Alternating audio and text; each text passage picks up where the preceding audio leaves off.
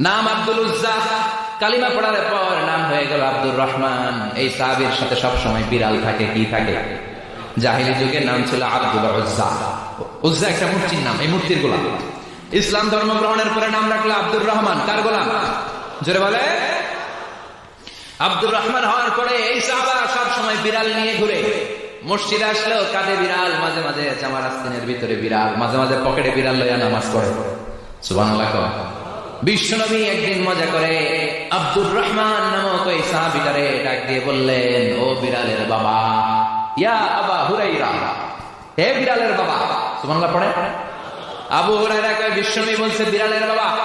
আমার নবী যদিও মজা করে ভালোবাসা থেকে আমার নাম দিয়েছে বিড়ালের বাবা, আজকে থেকে কেউ আমার আব্দুর রহমান ডাকবি না, মরার আগের দিন পর্যন্ত আমি থাকবো বিড়ালের বাবা।